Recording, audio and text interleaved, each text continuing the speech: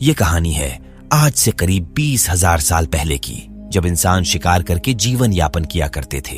अब से कुछ महीने बाद भयंकर ठंड पड़ने वाली थी। इस बीच खाना जुटाने के लिए कोमांची कबीले के लोग शिकार पर जाने की तैयारी कर रहे थे। जाने से पहले कबीले के सरदार कुछ नवजवानों की परीक्षा लेते हैं और उनमें जो पास होता है उनको बाकायदा रिचुअल करके शिकार पर जाने के लिए तैयार किया जाता है, ताकि आगे आने वाले समय में वो एक अच्छा शिकारी बन सके। हालांकि सरदार की बीवी इस बात से काफी चिंतित थी, क्योंकि उनका बेटा केड़ा पहली बार शिकार पर जाने वाला था। अगली सुबह अलविदा लेकर ये लोग शिकार पर निकल जाते हैं। रास्ते में इनको ऐसे बहुत सारे पत्थर के चिन्ह मिलते हैं जिसे इनके पूर्वजों ने बनाए थे, ताकि वो कभी भी घर का रास्ता भटक ना सके। रात को ये लोग एक जगह पर विश्राम करते हैं, जहां पर सरदार का बेटा केड़ा लकड़ी को घिसकर आग जलाने में नाकाम हो जाता है। तब उसके पिता की तरफ से उसे शिकारी के रूप में पहली सीख मिलती है कि काम चाहे जितना भी कठिन हो, उससे हार नहीं मानना चाहिए। सुबह होते ही ये लोग यहां से आगे बढ़ जाते हैं और कुछ घंटे चलने के बाद उनकी मुलाकात एक दूसरे कबीले के लोगों से होता है, जो कि इनके आने का ही इंतजार कर रहे थे। यहाँ पर कोमांची कबीले के सरदार उनसे अपने बेटे का परिचय कराते हैं, जिसके बाद ये दोनों कबीलों के शिकारी एकजुट होकर शिकार की तलाश में आगे बढ़ जाते हैं। शाम को इन्हें एक वॉर्ट हॉग मिलता है, जिसका शिकार कर केड़ा को उसका गला काटने को कहा जाता है, पर वो ये नहीं कर पाता। उसकी हिम्मत जवाब दे जाती है, जिसे देख सरदार यकीन नहीं कर पा रहे होते कि उनका बेटा इतना बुज़दिल निकलेगा। ये लोग अपने रोटी बोटी का जुगाड़ तो कर चुके थे, लेकिन एक भूखा शेर इनको अपना निवाला बनाने के फिराक में घात लगाए बैठा था। उसके गुर्राने की आवाज सुन सभी सतर्क हो जाते हैं। सबको लगता है कि वो चला गया होगा, लेकिन अगले ही पल वो एक शिकारी को उठा ले जाता है, जिससे सब में डर का माहौल बन जाता है। अगली सुबह उसकी समाधि बनाकर ये लोग आगे बढ़ते हैं और इस सफर पर चलते चलते इनको 1 महीना गुजर जाता है। एक रात को ये लोग एक गुफा में शरण लेते हैं, जहां पर सभी अपने हाथों पर इस सफर के रास्ते का टैटू बनवा रहे थे, ताकि वो इसे फॉलो कर वापस घर लौट सके। अगली सुबह इनको जानवरों का गोबर मिलता है, यानी कि शिकार अब इनसे बहुत करीब था। ये लोग अपना हरवा हथियार रेडी कर उन जानवरों के झुंड पर हमला कर देते हैं, जिससे वहां पर भगदड़ मच जाता है। वो जानवर अपनी जान बचाने के चक्कर में खाई से नीचे गिरने लगते हैं। तभी उनमें से एक पीछे मुड़कर केड़ा पर हमला कर देता है। दूर खड़े उसके पिता उसे बचाने का भरपूर कोशिश करते हैं, मगर वो जानवर उसे घसीटता हुआ ले जाकर खाई में नीचे फेंक देता है। ये लोग भागते हुए खाई के पास जाते हैं। वो अभी भी पत्थर को पकड़कर लटक रहा था। अगले ही पल उसका हाथ छूट जाता है और वो गिरकर इस पहाड़ के बीच में ही अटक जाता है। उसके पिता उसे बचाने के लिए खाई में उतरने लगते हैं। उन्हें पकड़कर समझाया जाता है कि उनके ऊपर कबीले की पूरी जिम्मेदारी है। अगर वो गिरकर मर गए तो उनके गुट को वापस घर पहुंचाने वाला कोई नहीं बचेगा और ठंड में कबीले के लोग भूख से मर जाएंगे। हालांकि फिर भी वो केड़ा के जगने का पूरी रात इंतजार करते हैं, और जब उनको यकीन हो जाता है कि उनका बेटा नहीं रहा, तो वो लोग उसकी समाधि बनाकर अपने शिकार किए हुए जानवरों को उठाते हैं और घर लौट जाते हैं।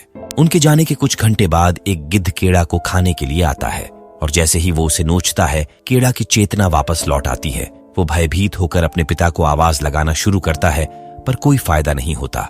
उसके पास नीचे उतरने के अलावा दूसरा कोई रास्ता नहीं बचा था, इसलिए वो आराम आराम से नीचे उतरने लगता है। इस बीच वो एक ऐसी अवस्था में फंस जाता है जहां से ना तो वो ऊपर चढ़ सकता था और ना ही नीचे जा सकता था। उसके हाथ भी अब जवाब देने वाले थे। तभी आसमान में घनघोर बादल छाने लगते हैं और बारिश इतनी भयंकर होती है जिससे नीचे का पूरा एरिया लबालब पानी से भर जाता है। इस वजह से केड़ा नीचे गिरने के बाद भी बच जाता है। होश में आते ही उसे बहुत जोरों की प्यास लगती है। वो तुरंत बारिश के पानी से प्यास बुझाकर अपने पैरों को चेक करता है। उसके पैर की हड्डी फ्रैक्चर हो चुकी थी, जिसे 2 पत्थरों के बीच फंसाकर किसी तरह सेट करता है और उस पर कमाची बांधकर अपने लोगों को ढूंढते हुए उस जगह पर आता है जहां से वो नीचे गिरा था। वहां पर समाधि देख वो समझ जाता है कि उसके लोग उसे मरा हुआ समझकर जा चुके हैं। वो अपनी समाधि तोड़कर खूब रोता है, लेकिन जैसे ही उसके कानों में भेड़ियों के गुर्राने की आवाज पड़ती है, वो उठकर भागना शुरू करता है। वो भेड़िए उसका शिकार करने के लिए दौड़ा लेते हैं। पास में ही एक सूखा हुआ पेड़ था, जिस पर चढ़कर वो अपनी जान बचाता है। इस बीच वो एक भेड़िए को जख्मी कर चुका था। बाकी भेड़िए उसके नीचे उतरने का घंटों तक इंतजार करते हैं। अगली सुबह वो एक भाला तैयार करता है और उस जख्मी भेड़िए को मारने का मन बनाता है, लेकिन एक बार फिर उसकी हिम्मत जवाब दे जाती है और वो उसे मारने के बजाय उसके मुंह को बांधकर अपने साथ ले जाता है। एक नदी किनारे वो उसके जख्मों को साफ करता है। यहीं पर कुछ खतरनाक लकड़बग्घे भी टहल रहे थे। केड़ा उनकी नजरों में आए बिना भेड़िए को उठाकर उस गुफा में पहुंचता है जहां पर वो 2 दिन पहले अपने कबीले के लोगों के साथ रुका था। रात को जब ठंड बढ़ती है तो लकड़ी घिसकर आग जलाने का प्रयास करता है, लेकिन पिछली बार के जैसे ही इस बार भी नाकाम हो जाता है और गुस्से में आकर लकड़ी को जमीन पर पटक कर सो जाता है। अगली सुबह जैसे ही नींद खुलती है वो अपने पैरों के इलाज के लिए कुछ जड़ी बूटियां ढूंढ कर ले आता है ताकि उसके पैर जल्दी स्वस्थ हो सके। तभी उसे प्यास लगती है और वो पानी पीने लगता है। पानी देख भेड़िया भी अपने मुंह को पैरों से खोल लेता है। उसे पानी को इस तरह देखता देख केड़ा समझ जाता है कि वो भी प्यासा है और डरते डरते उसे पानी पीने के लिए देता है। वहीं जब भूख सताने लगती है तो शिकार पर निकल जाता है और ऐसी ऐसी चीजें खाता है जिसके सोचने भर से उल्टी आ जाए। कुछ कीड़े अपने भी खाता है और भेड़िए को भी खिलाता है और वही कीड़े भेड़िए के घाव पर भी छोड़ देता है ताकि वो उसके घाव को खाकर अच्छी तरह साफ कर सके। इसके अगले दिन वो एक खरगोश का शिकार करता है और उसे पकाने के लिए आग जलाने का फिर से प्रयास करता है। इस बार आग जल जाती है क्योंकि अब वो धैर्य का मतलब समझ चुका था। वो हर रोज शिकार करता, खुद भी खाता और भेड़िए को भी खिलाता। इस तरह से कई दिन बीत जाते हैं और जब वो दोनों स्वस्थ हो जाते हैं तो केड़ा भेड़िए को भगाकर अपने घर की तरफ लौट चलता है, लेकिन वो भेड़िया उसका पीछा छोड़ने का नाम ही नहीं ले रहा था। अगले दिन ये दोनों मिलकर एक वॉर्टहॉग का शिकार करने की कोशिश करते हैं, पर शिकार उनके हाथ से बचकर निकल जाता है। रात को केड़ा अपने हाथों पर बने टैटू को सितारों से मिलाने की ट्राई करता है ताकि वो अपने घर के सही रास्ते का डायरेक्शन मिला सके, लेकिन आज आसमान में बादल छाए हुए थे। अगली सुबह ये दोनों मिलकर एक खरगोश का शिकार करते हैं, रात को भून कर खाते हैं। इसी तरह इस सफर पर इनके कई रातें गुजर जाती हैं और एक शाम केड़ा भेड़िए का नाम अल्फा रखता है। वहीं अब इनकी मुश्किलें काफी बढ़ने वाली थी क्योंकि ठंड आ चुका था। कुछ दिनों में ही जमीन बर्फ से ढक जाती है। हालांकि केड़ा और अल्फा पर इसका ज्यादा कुछ फर्क नहीं पड़ता। एक बार फिर वो दोनों मिलकर एक वॉर्टहॉग का शिकार करते हैं और जब वो उसको भून कर खा रहे होते हैं तभी एक भेड़ियों का झुंड यहाँ आ धमकता है।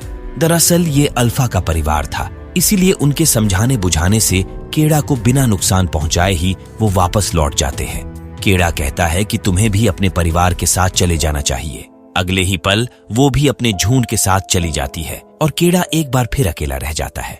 अगली सुबह वो सीटी बजाते हुए अपने घर की तरफ चल देता है।